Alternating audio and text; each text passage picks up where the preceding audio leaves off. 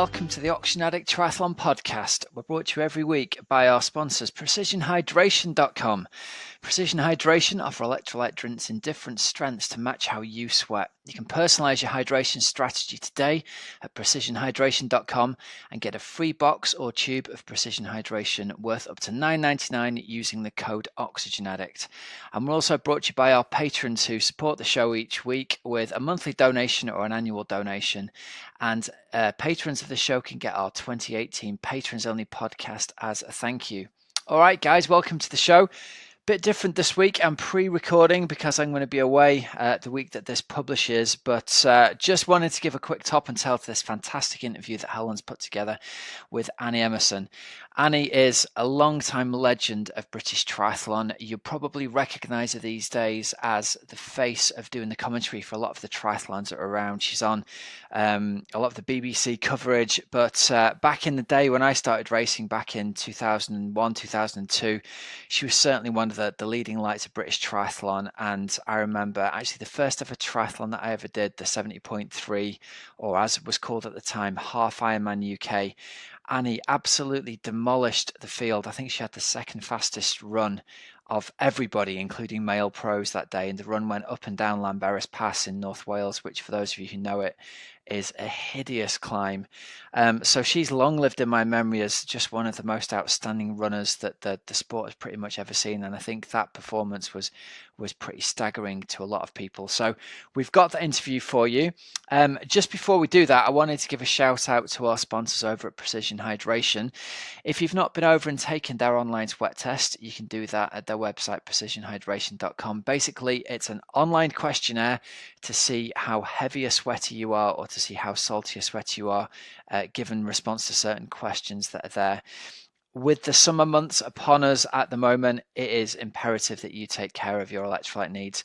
I really rate Precision Hydration as probably the best product on the market for electrolytes. It's completely balanced for the strength of electrolytes that you need. So if you're a heavy sweater or you're an extremely salty sweater like I am, you can pour these sachets into your drinks bottles. They're almost completely tasteless. They're certainly not salty, which was a massive surprise for when I started first taking them, because in the past, my only experience of trying to take hydration salts was that they made your drinks just taste almost like salt water. Precision Hydration has got none of that because they don't use sodium chloride, so it doesn't have that horrible salty taste, and it helps replace all those electrolytes that you lose during sweat. So particularly if you are suffering from cramp at the moment or you're having night cramps after training, these guys are going to be a lifeline for you. And the great news is, for listeners of the podcast, you get to try it absolutely free. If you use the code OxygenAddict over on our website, you can get a free box or tube of Precision Hydration worth up to $9.99. All you've got to do is pay the postage. It's an absolute no-brainer in terms of a risk-free trial, so get over there and check it out. All right then, over we go now to today's interview of the week with Annie Emmerson. Annie Emmerson, hello and welcome to the Oxygen Addict Triathlon Podcast. It's lovely to have you on. We've got there. We're giggling already. We've only just hit record. I know, I have that problem. I make people laugh. You know, people who don't really know me think I'm really serious, and I don't know what happens, but really I'm just a bit of a joker, really. I'm not very good at taking anything seriously. And I'm obviously slightly technophobic, but anyway, that's great.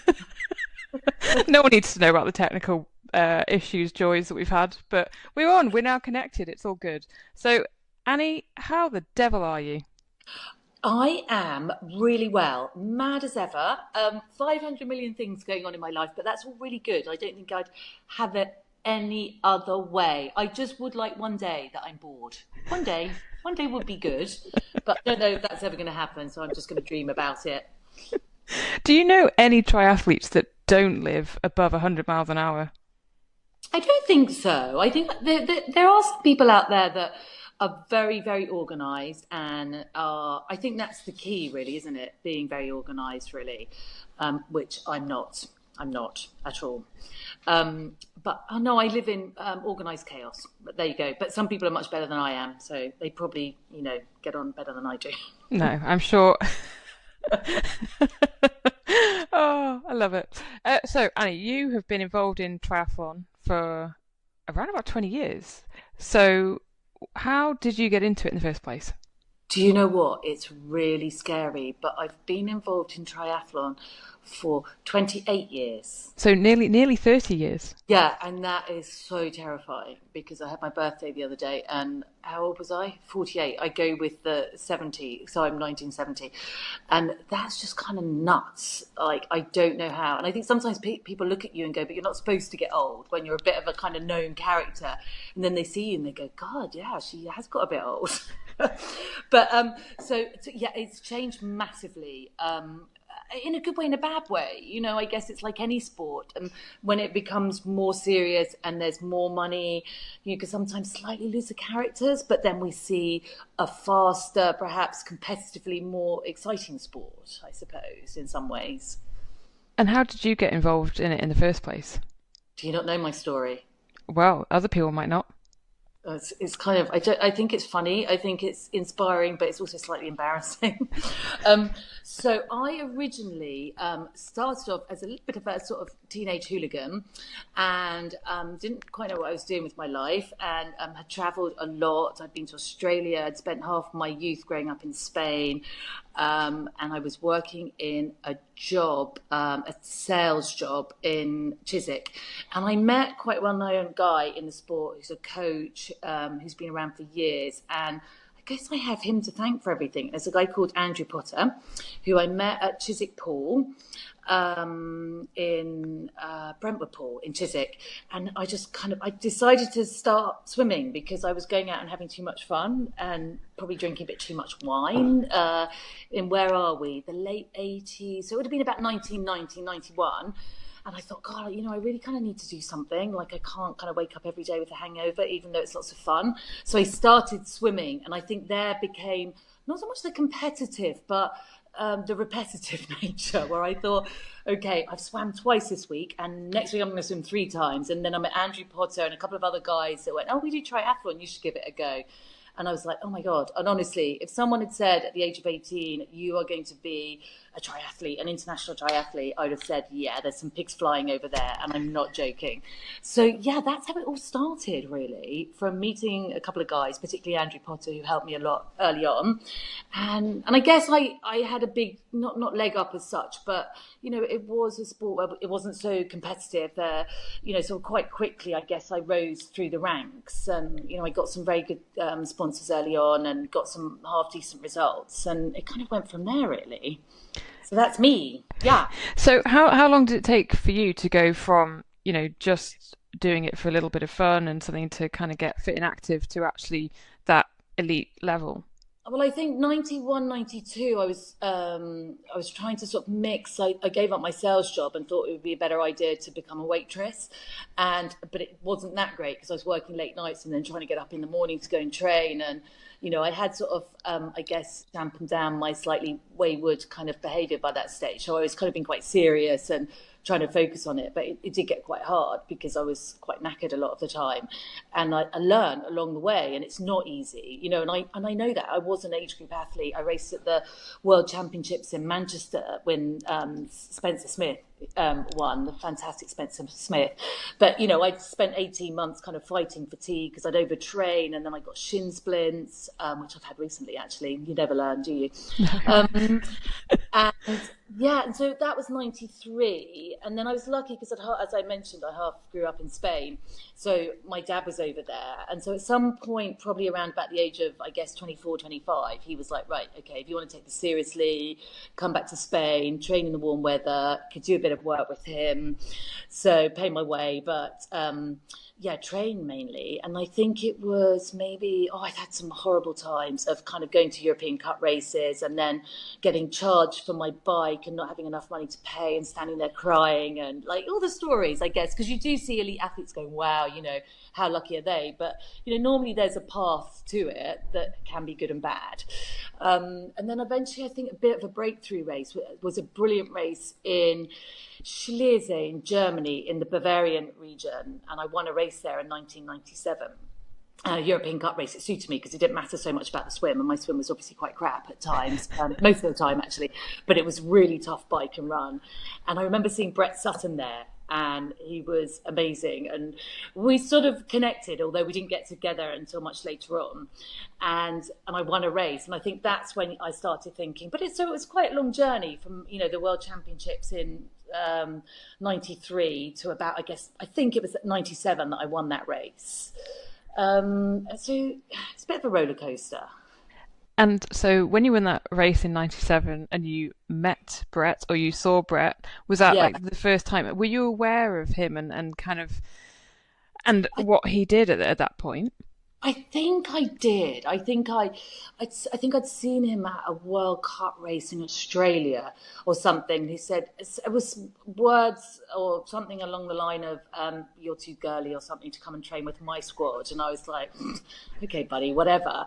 And then I think he saw me in Schleswig, which was quite a hardcore, course.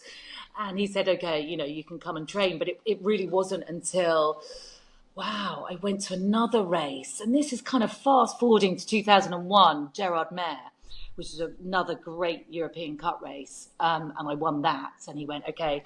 I think I went and found him and said, okay, come on, will you take me on? But by that stage, I was 31. I always wish I'd gone a bit younger. But the next 2 years for me were brilliant, and he sort of, I guess, you know, did amazing things with the potential I had, you know, and really brought it out of me, which I will be, you know, forever grateful for. And at that time, was that when you met up with, you know, Siri Lindley? Weren't there like the three of you just sort of this crazy, you know, these hard-working, amazing three? There are some stories that I just don't know if I could tell you. I mean, it's not always what people think. Siri Lindley and Loretta Harrop were two of the most amazing people and the most amazing training partners. And oh my gosh, I'll never, ever forget them all the time that we had. And I can honestly say that was one of the funniest, I guess, physically toughest times in terms of training. But Brett always had a way to put it together that it worked for me. So I didn't kind of necessarily suffer like some other people have done. And Loretta, of course, training with Loretta Harrop, who won the silver medal in Athens, was absolutely amazing. She was an incredible person. Perhaps like when you kind of looked at her, and there's some stories out there how she went to the Australian Institute and had all her stuff measured, and they were like, oh, you're not good enough, go away, which was really irrelevant because she was the hardest trainer, the hardest athlete on the start line you could ever come across. I think in Siri was the same as well. But, you know, we're still in touch, not enough, but we are still in touch. We had some funny stories. Oh, my goodness me. I don't really think I can talk about them. Can anyone else get a word in edgeways when the three of you are together? It was quite a special group because I guess individually we were all quite different. So, no, probably not. And did you always get on, or were there sometimes, you know, around races whereby there was such a competitive edge to it? I never had a problem with the girls. The girls had a problem with each other because they were so competitive. So we'd go out running, and it was supposed to be an easy hour, sort of out and back. And by the time we were 15 minutes from home, they would be absolutely caning it. And I'd just be like, this is supposed to be an easy run, because I'm not really that competitive. I'm not in their class. They were mad. They'd stand on the start line and want to kill people, whereas I'd stand on the start line and want to go home and be sort of slightly retching and wanting to be sick. And they'd be standing there kind of bring it on. But I do remember a time with Loretta, and we were one particular time in Edmonton, it was World Championships, and she hadn't had, the race hadn't sort of played into her hands, and she went back through the packs looking for me because she knew that I had a really strong run leg, and if she could pull me forward, then perhaps I had a chance of doing something really good. But what she didn't know was I wasn't enjoying the swim, so I swam across the lake and went and got out and went back to my hotel. That's another story. That was one of my few DNFs. Yeah, that was. I just remember the ITU kind of going, it's wetsuit, it's non-wetsuit. Yes, it's non-wetsuit. And me just going, and it'd been raining and I was really cold. And we got to the first buoy and I was right at the back of the pack and I just hated it. So I swam to the other side of the lake and got out. So not many people know about that. I don't, yeah. What did Brett say? Brett was okay. You know, I think Siri won that year. And Brett was kind of cool, he kind of dealt with me, he knew how to deal with me. Loretta, oh no, that was another occasion where I walked onto the pontoon and walked off. I thought Loretta would be really mad with me, but she was quite impressed because she said she would never have dared do such a thing. Oh my God, I can't believe I'm telling you these stories. And was that literally your, the frame of mind just was not there, and it was just like, you know what, I'm not in it today, I'm not enjoying it, I'm out? I think the excuse I give myself is kind of lacking any sort of competitive competition when I was younger, really. I had a couple of decent cross-country races that I was thrown into at school, but I didn't, I kind of look at my own kids and I think, they're doing kind of little junior part runs. I mean, I'm definitely not pushing them down the triathlon route at all, but, Zoe swims and they're doing a few things like that now, which I guess I didn't ever have when I was growing up. No fault of my parents, I just didn't kind of swing that way. And so I think I probably lacked a little bit of competition to have been able to deal with, standing on a start line, because it was never that I didn't want to do it. It was just that sometimes I'd work myself up so much with the fear of kind of failure and letting people down and stuff that, that's what kind of really consumed me at times when I was racing. What do you say to your athletes now? Oh my God, it doesn't matter. It doesn't matter. I mean, I always think, tomorrow's another day. At the end of the day, there's always sounds like I'm an alcoholic, I'm not. There's always a beer waiting for you. There's always, there is other things other than racing.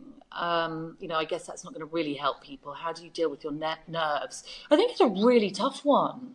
I do, because, I coach some amazing age group athletes and they put a huge amount of pressure on themselves because they want to succeed and so they should want to. And if you don't want to, then you should be in it.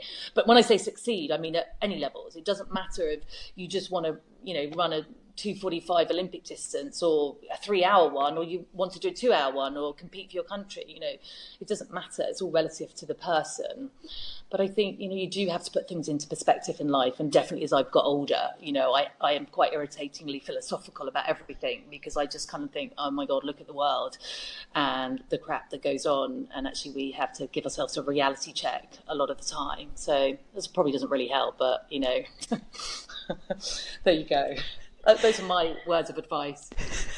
Cracking stuff. Do you ever wish that you did have more of a competitive edge? Like, if you could rewind the clock.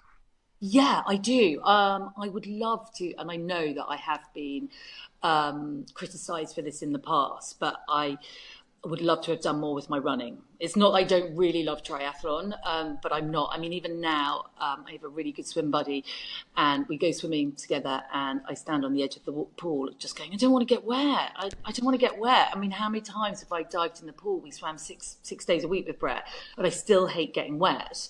And I get quite claustrophobic, so I don't like being immersed in water, seeing where I can, I'm not going, so to speak. So but I love swim training. I guess I'm quite a contradiction. So once I'm in and I'm training, I love it. The bike, I'm okay with. I do enjoy the bike, and I did really enjoy the bike. But running is my real passion, and I'd love to have maybe run a bit more. To have just seen how far that I could have got as a runner, because I probably didn't quite reach my potential, I don't think, really. I think when I was with Brett, I did qualify for the world half marathon team, and off the back of triathlon training, I ran some half decent, run times. So it would have been nice to have seen where I could have actually taken that. But I would have had to have started a lot younger. You're still running now, aren't you? I still run now, yeah. I'm still chasing a sub 3 hour. It kind of failed. I was not miserably, but I've had 2 kind of 3:01s and a 3:05 or thereabouts. There were some questions on the course I did it on because it was Manchester. So, I mean, more annoying would have been if I had gone under and then they'd have sort of cancelled all the times. But I think at the moment I'm planning on going to Abingdon at the end of October. I'm keeping it because I've got so many weekends away this year with BBC World Triathlon Series, with mixed relays, with stuff I'm doing with Dream Team, who are fab, I'm going to Yorkshire Marathon and working with them, and then London Triathlon. So I thought I'd keep it at home this time and not do anything too far away from home. So I am planning on giving it another go. I keep saying to myself, one last go. I'll be like 60 falling apart, going, just one more go, one more chance. No, you'll be 60 and you'll take inspiration from Eddie Brocklesby, who you coach. We can talk about her again shortly, but you'll be 60 and you'll take inspiration from her, and and you'll be nailing it at 60.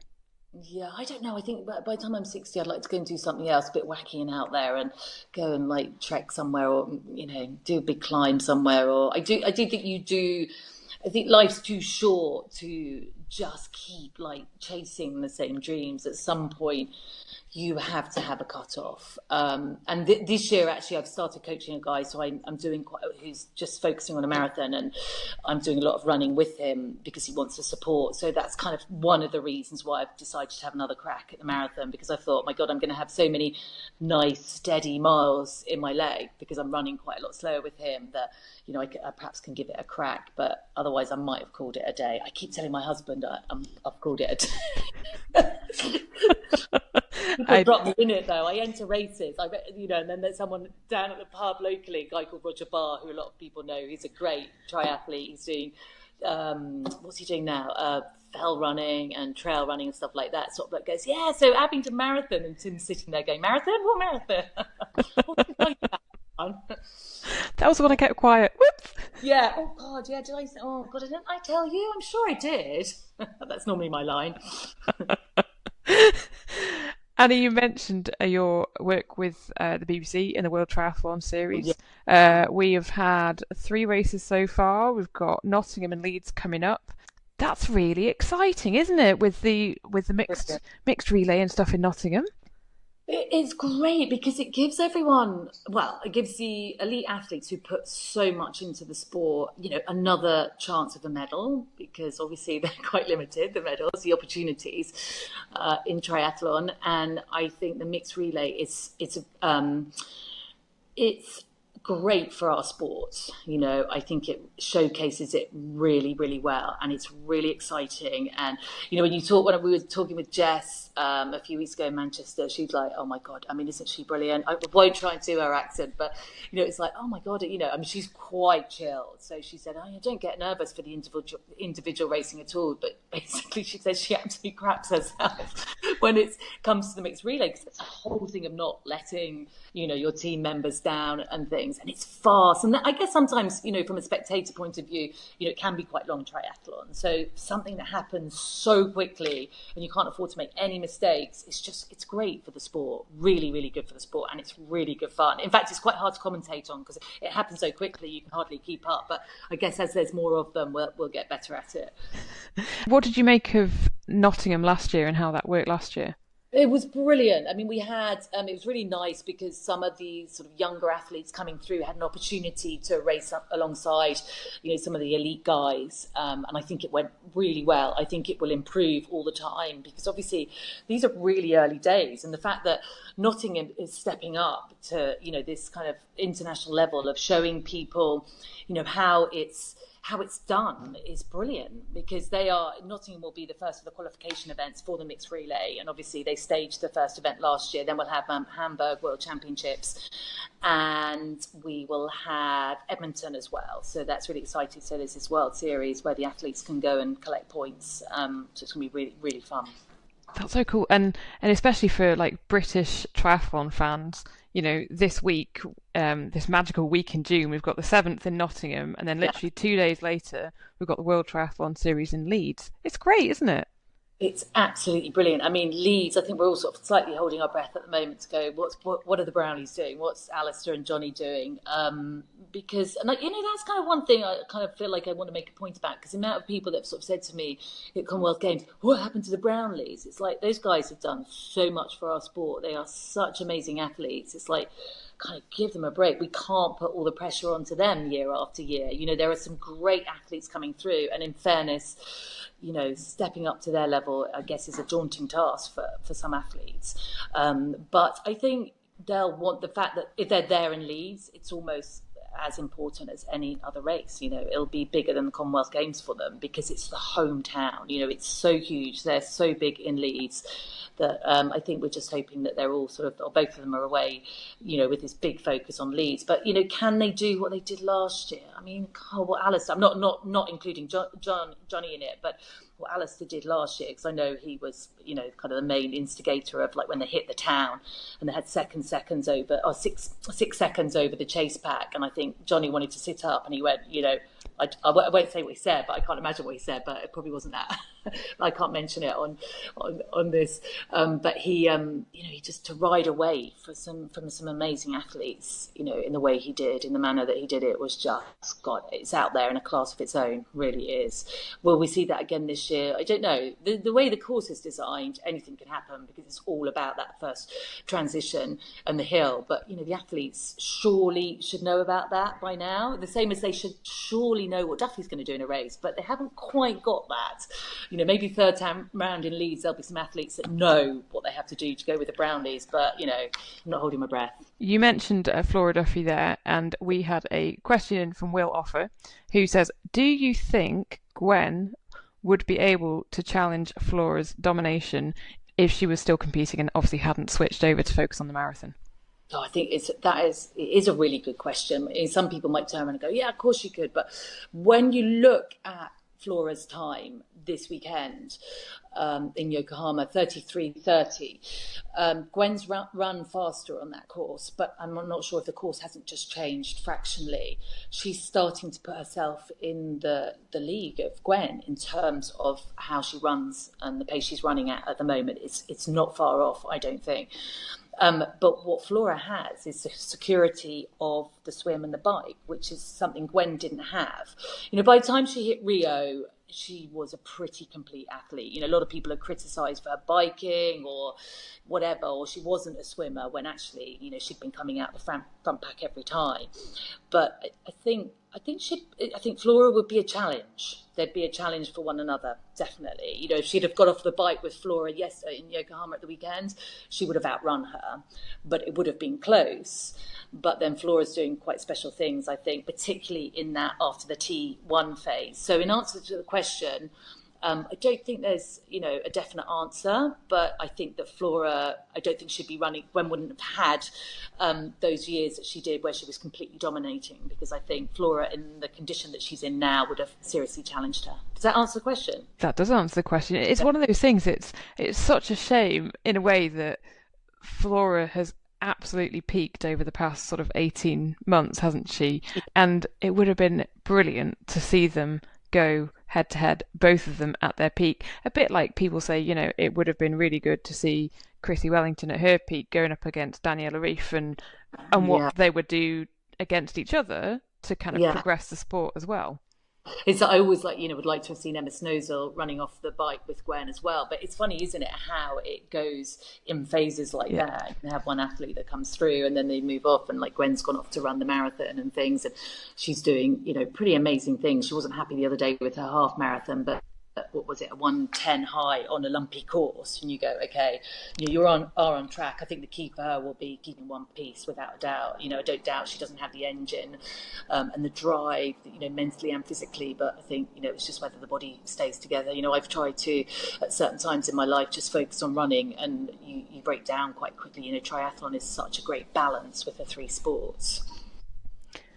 Did you would have seen and obviously reacted to as well, in Yokohama, Non got her bronze, didn't she, finishing third, and then she admitted afterwards that she'd been Googling some job applications the night before. I mean, yes, okay, if you're commentating for the BBC, whatever, you're probably meant to be impartial, but I'm sure Non very well. Like, how delighted were you to see her do that? Really happy, because you couldn't meet a more genuine, lovely person, but also I think she's really talented as well. I think I particularly remember Chicago when she was running with Gwen Jorgensen, and she looked great, and she does as a runner. I love to watch her run, because I think triathletes don't I guess we get some criticism all round, don't we? But, by runners, cyclists, all the rest of it. I'd like to see them put the three of them together and do as well as our guys do, all of them. But I was really happy for Non, really, really happy. And I think the good thing for her is she's in one piece, she's not injured. The swim was great, which can sometimes be her Achilles heel. She rode well, and the run wasn't her fastest at all. But she knows she's got loads of work to do there, but she's still got, on the podium. And I think that's really good, because I'd love to see her being able to fight it out for a medal, because what happened in Rio must have been so tough for her, and the way she's pulled through it just shows, I think, her strength, her character. So if anyone deserves to go there and be in one piece and give it another, have another shot at it, I think she does. Do you find it exciting following the British triathletes, and just the way that, the Brownlees have obviously inspired so many people, yet there's a whole host as well who are just, even over the past number of years, have done so well and put Britain on that triathlon map? Following the triathletes is amazing. There's definitely a few guys coming through now. I've always had my money on Tom Bishop. He's just he's had a bit of a niggle and stuff. I've always thought, when we saw him last year in Abu Dhabi, he was so amazing, and I thought, that's the Tom. I think, that's the Tom, the real Tom, that has that kind of potential, and it's coming through now. But it's had a little bit of an up and down time since then, but I think he'll kind of bring it back together. But Grant Sheldon, Mark Austin, there's some great guys coming through. And in terms of the girls, if we look at, the four of them now are back in one piece, which is great to see. And Jodie's another athlete that so deserves to have another shot at it all. And she'll have been disappointed with her race at the weekend because she didn't run as well. But actually, watching how she raced, she seems to be getting a little bit closer, which certainly has done since Bermuda. She stayed a bit longer on the run. She didn't drop off so quick. I think it's around about 6.5K, 7K that she really dropped off. But up until that point, she'd kind of held it together quite well. And then Georgia Taylor-Brown's coming through, Sophie Colwell. So there's loads of really good people. And then we've got Jess and Vicky and then Helen. Let's not forget Helen Jenkins, because, she's had her fair share of injuries and operations and stuff. But if anyone can come back, she is a massive talent with a really big engine. So that's, it is exciting times. But, I think sometimes you do see some stuff on Twitter and things where the athletes are criticised, the Brownies are criticised for overtraining.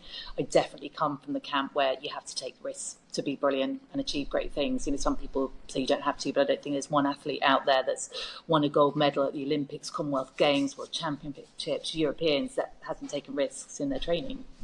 Anyway, that's my view, but not everyone will agree with it.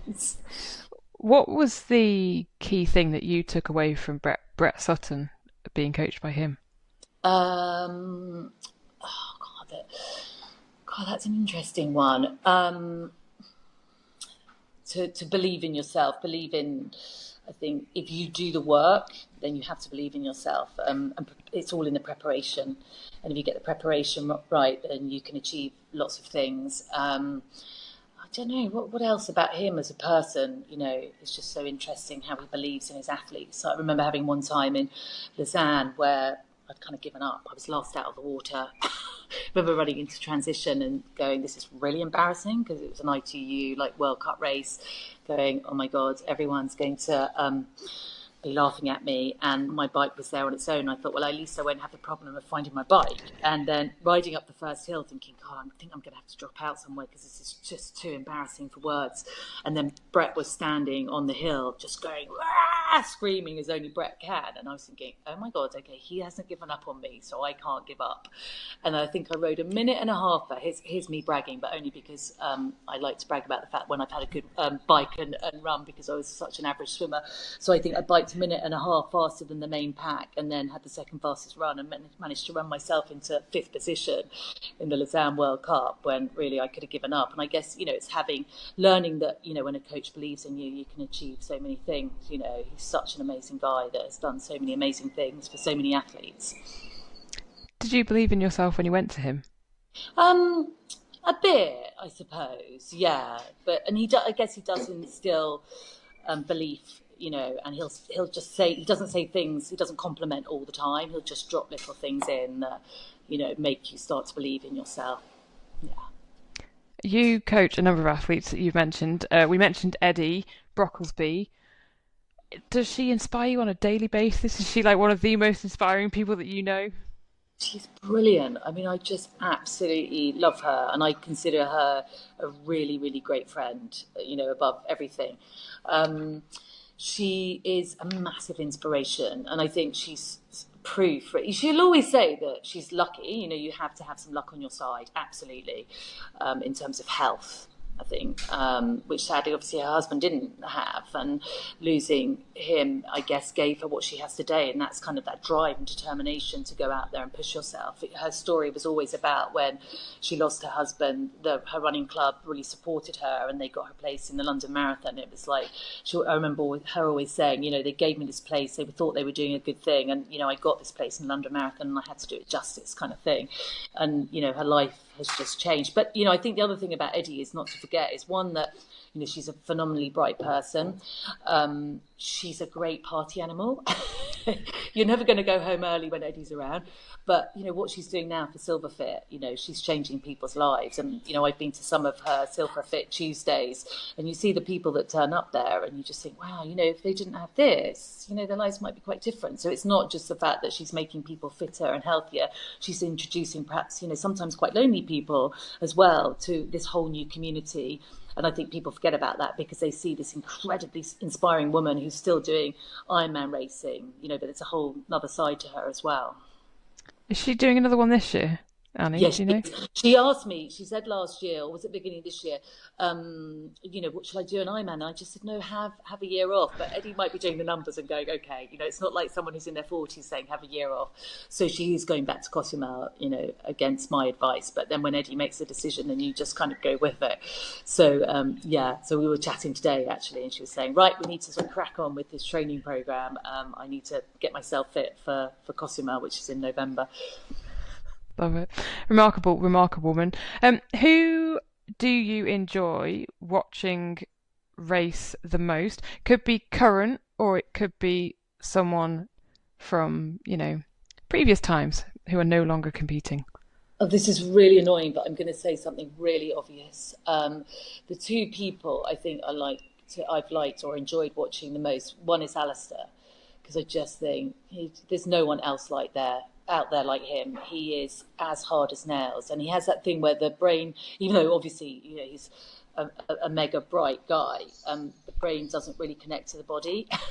So that's why on a couple of occasions we've seen him get himself into trouble, but on other occasions we've just seen such utter brilliance, I think, from him, and no one else is able to compete with him. One thing that I was looking at the weekend actually was the fact that now Mola's moved up alongside Johnny Brownlee to have 12 World Triathlon Series wins, numerous podiums, but 12 World Triathlon Series wins. I think Gomez is in second place with 14 or 16, either 14 or 16, but not more than that. And Ali's out there on his own with 22. And I just think, that just says it all for me. And he has just a style of racing that is so amazing. Sometimes I think, maybe he's not even the most talented guy out there. I'm sure he's phenomenally talented, but there are a lot of guys that are talented, but they just don't quite have, if I can say it, the balls really. And I think he does. And then I just think at the moment, what Flora Duffy's doing is brilliant. She's just got it so right. She's so hard. She's the total package. She looks great on the bike. I love the way she rides. She's very gutsy. She's very brave. Her bike handling skills are great. She came a cropper in Abu Dhabi, but that was no one's fault. That was a really brutal race in terms of what the athletes had to ride on. But I think, she's just such a complete package now, and I love to watch her race, and I'm just waiting. I want, we need Helen back, Helen at her best, had the swim, and I think more importantly, the speed and the strength on the bike maybe to have gone with her. And then there's other athletes as well, like Lisa Norden. Lisa might quite not have had the swim, but she's a great rider as well. And not forgetting our girls at all, but at the moment we haven't really got anyone that is able, although it did happen in Abu Dhabi, but I'm saying no one. Of course, we've got Jess as well. So let's not ignore Jess. It was only because she wasn't there at the weekend. So, but Jess is, done such amazing things, and she's so understated. I think she's still pinching herself, going, did that really happen? And she is out there actually able to do it. But I think what she did in the Commonwealth Games, actually, talking about Jess, which is really important, is she took that swim out, and it was brutal. Vicky said that she just made it so hard and smashed up the race, and that's what gave her that medal. She was brave and smart and did it. But I think Flora, on her absolute best day on the right course, as we saw in Bermuda, with a bit of a hill in it. I'm quite biased, but I always like a proper course with a hill in it, and we don't see it that often in World Triathlon Series, which I think is a bit of a shame, because it makes it much more exciting racing for the viewers to watch. But she just rode away from everyone there. It would have been interesting to see if Jess had been there, what she could have done. It would have been interesting. Do you follow the longer distance as well? I do a bit, but obviously, I definitely look at the races, the results. I'm not madly passionate about Ironman racing. I think that's in the end why, I decided to retire anyway, but I think Brett and I would have gone our separate ways, because he said that I had to do an Ironman, otherwise he wasn't going to coach me any longer. But I never thought that I don't know, I didn't really have it in me. It takes I don't know. I'm not sure what kind of brain it takes to do Ironman, but no. An even more mental one. Yeah, I'm just like, no. It's phenomenal what those guys are doing, but no. And so the races, I'll always, when there are Ironman races on at the weekend, I'm always interested to see what everyone's doing, what Chrissy did, what, Belinda, what Daniela Reese doing, what the guys are doing, the pace, the times they're running, the average speed on the bike is just amazing. But, it's just not something I'm massively passionate about. You would have seen Daniela competing at London. Yes. Would you have ever thought, well, yeah, what she's going to go off and do? I don't know. You sort of put that kind of athlete with Brett, and that's what you get. I guess it's the same with Chris. That chance meeting with someone can just change an athlete, and I think he is totally instrumental in a lot of those guys' results out there and what they're achieving in Ironman. It's mad. Honestly, it's mad. John Brunt asked a question, and he says he's 44, about to do his first triathlon. What would be a good pre-race meal? You just eat what you normally eat. It depends what distance you're racing. Obviously, if he's kind of new to triathlon, then I guess he's doing sprint or Olympic or something. And I think that as long as I think the really key thing is to eat well all the time, and particularly, focus on the race week to, just don't change anything, but make sure you don't miss meals, that you keep your carbs up. It's really important to kind of go into a race kind of full of energy. Don't forget protein. That's really important. We focus as endurance athletes a lot on, carbs, but protein is just as important for muscle recovery. Don't forget your greens, your veggies. My husband's in earshot somewhere. Eat all, I'd live on a diet of crisps and red wine, but don't tell anyone that. But no, in a serious answer, if you're racing over sort of 2 or 3 hours, really practice. So on a big day, supposing you're going, you've got a big session on the Sunday, to practice what you eat the night before, practice what breakfast that you have and what works for you, because a lot of the athletes will have done the distance in training anyway. So, just practice that, practice what works for you. Certainly don't do anything different. Don't try anything new that you haven't tried the day before a race. That's really important. You don't need to overload on carbohydrates, because what you'll do is just make yourself heavy and lethargic, the next day. But, the night before a meal, and have people focus a lot on pasta, but try wholemeal. And if you don't like wholemeal, go half, because there's lots of products now selling, half normal, half wholemeal.